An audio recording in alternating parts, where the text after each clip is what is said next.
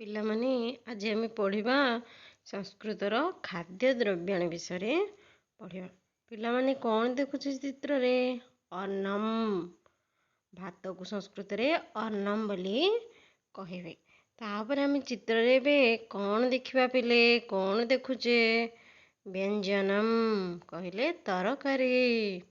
ଦେଖ ପିଲେ, ଡାଲିକୁ ସଂସ୍କୃତରେ କ'ଣ କହିବା? ଡାଲମ୍।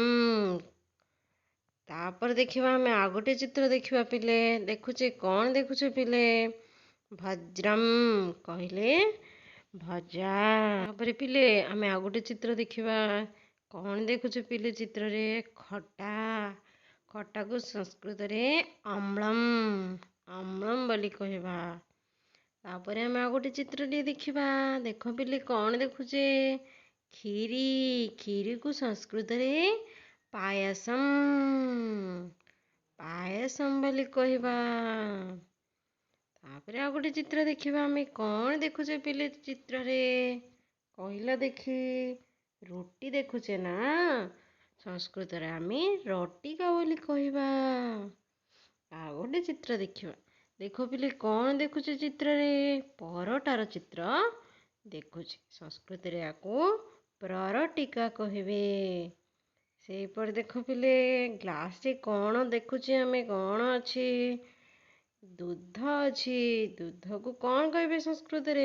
ଦୁଗ୍ଧମ୍। ତାପରେ ଦେଖ ପିଲେ କ'ଣ ଦେଖୁଛେ ଆମେ? କହିଲ ଦେଖି ଏଇଟା? ଦହି। ଦହିକୁ ସଂସ୍କୃତରେ ଦଧି ବୋଲି କହିବେ। ତାପରେ ଆମେ ଆଉ ଗୋଟିଏ ଦେଖ, ମିଠା ଜିନିଷ ଏଇଟା କ'ଣ କହିବେ ୟାକୁ?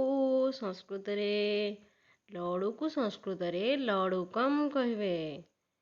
ଲଡ଼ୁକମ୍। ଦେଖ ପିଲେ କ'ଣ ଦେଖୁଛେ ଆମେ? ପିଠା ଦେଖୁଛେ। ଚକୁଳି ପିଠା। ଚକୁଳି ପିଠାକୁ ସଂସ୍କୃତରେ ପିଷ୍ଟକମ୍ କହିବେ।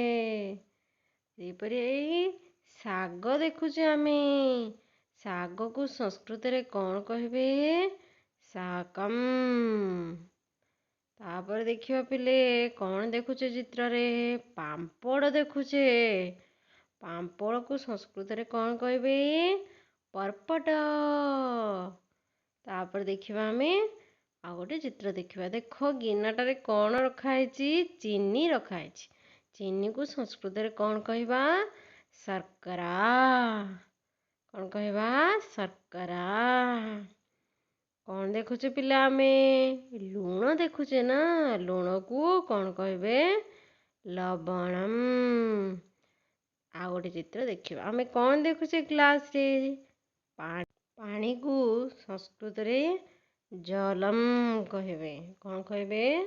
ଜଲମ୍। ଦେଖ ପିଲେ କ'ଣ ଦେଖୁଛ ଚିତ୍ରରେ? ସରବତ ଦେଖୁଛ। ସରବତକୁ ସଂସ୍କୃତରେ ପ୍ରପାନକମ୍ କହିବେ। ଭିଡ଼ିଓଟିକୁ ଦେଖିବା ଆମେ। ସମସ୍ତ ଶବ୍ଦକୁ ଆମେ ବାରମ୍ବାର ଅଭ୍ୟାସ